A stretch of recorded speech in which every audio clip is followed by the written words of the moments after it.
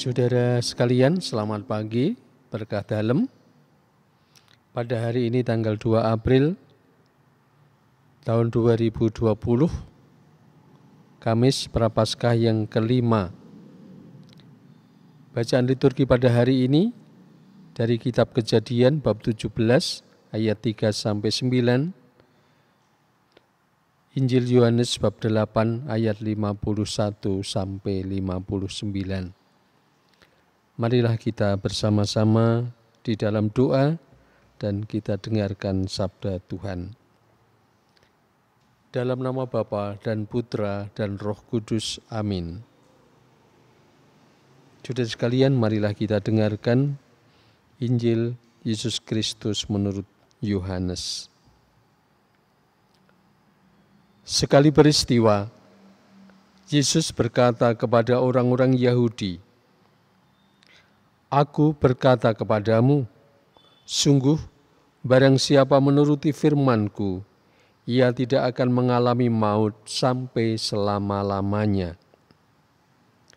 Kata orang Yahudi kepada Yesus, "Sekarang kami tahu bahwa engkau kerasukan setan, sebab Abraham telah mati dan demikian juga nabi-nabi. Namun engkau berkata, barang siapa menuruti firman-Ku, ia tidak akan mengalami maut sampai selama-lamanya. Adakah engkau lebih besar daripada bapa kita Abraham yang telah mati? Nabi-nabi pun telah mati.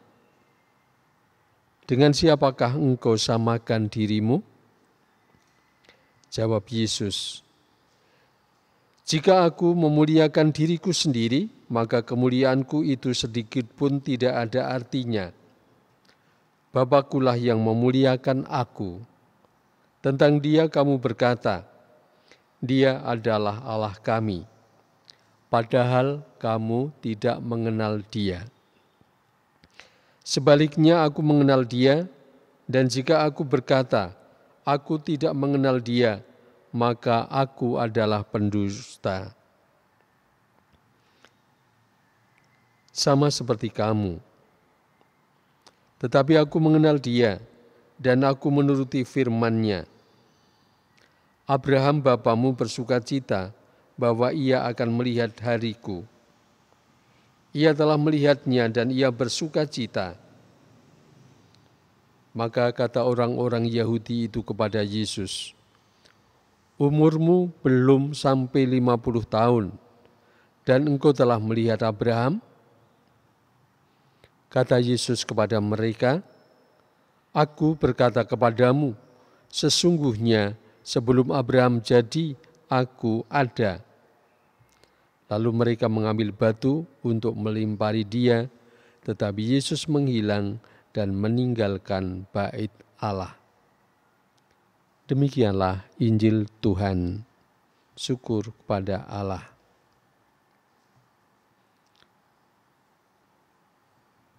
Bapak, Ibu, saudara sekalian, bagaimana kabarnya pada hari ini? Hari yang cerah. Kiranya baik kita bersama-sama merenungkan sabda Tuhan yang hari ini telah kita dengarkan. Yesus bersabda, "Sungguh barang siapa menuruti firman-Ku, ia tidak akan mengalami maut sampai selama-lamanya."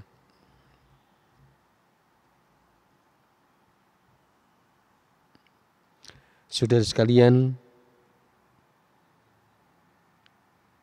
pandemi COVID-19 yang memulai mewabah di Wuhan pada bulan Desember yang lalu, saat ini telah pindah episentrumnya di Eropa dan Amerika Serikat. Mengapa? Karena meski mereka sudah lockdown, masyarakat tidak peduli dengan himbauan pemerintah. Akibatnya banyak korban. Kita diingatkan akan kata-kata Yesus yang tadi kita dengarkan. Zaman dulu Tuhan bersabda lewat para nabi, tetapi kamu tidak mendengarnya. Dan ternyata juga sampai pada puncaknya, yakni ketika Yesus turun ke dunia ini, juga mewartakan sabda Tuhan. Mereka pun tidak mau mendengarnya. Bahkan seperti yang dialami oleh Yesus, mereka mempertanyakan, sampai pada umurmu belum 50 tahun, engkau telah melihat Abraham. Dan ketika Yesus menyatakan bahwa aku ada sebelum Abraham, mereka sepakat untuk membinasakan Yesus. Mereka mengambil batu untuk melempari dia. Hanya karena saatnya belum tiba, maka Yesus menghilang, meninggalkan bait Allah. Kalau pada zaman dulu Tuhan bersabda lewat para nabi, dan puncaknya itu lewat putranya sendiri. Kiranya pada saat ini kita juga tahu bahwa Tuhan masih bersabda lewat mereka yang mempunyai otoritas untuk menyampaikan, entah itu pemerintah, entah itu gereja, entah itu siapapun yang punya kompetensi untuk menyampaikan ini. Kita patut mendengarkan suara Tuhan melalui mereka. Kita juga patut mengikutinya. Maka kita mau apa dengan apa yang mereka sampaikan? Kiranya patuh, taat, dan mengikuti dengan setia. Terlebih tinggal di rumah, berdoa, berkarya, bercengkerama dalam keluarga, belajar dalam kebersamaan, juga menjaga kesehatan dengan mencuci tangan, dengan menggunakan hand sanitizer, dengan juga berbagai macam hal yang perlu untuk kesehatan kita. Terlebih juga dengan physical distancing, kita diajak untuk segera memutuskan rantai penyebaran COVID-19 ini. Semoga sapaan mereka yang merupakan perpanjangan tangan dari Tuhan juga menjadi sesuatu yang harus kita perhatikan, sehingga sungguh-sungguh apa yang menjadi kehendak bersama untuk segera selesainya wabah ini juga terjadi dalam kehidupan kita. Kemuliaan kepada Bapa dan Putra dan Roh Kudus, seperti pada permulaan, sekarang, selalu, dan sepanjang segala abad. Amin. Sudah sekalian, marilah kita berdoa.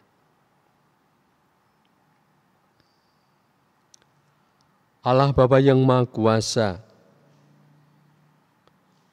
dan Maha Setia, Engkau dekat pada orang yang berseru kepadamu.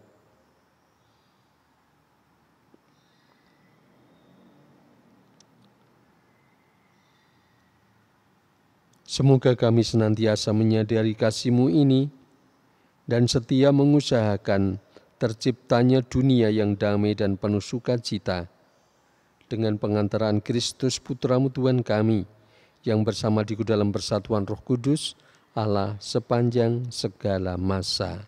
Amin. Semoga kita semua dilindungi oleh berkat Allah yang Maha Kuasa, Bapa dan Putra dan Roh Kudus. Amin. Berkah dalem.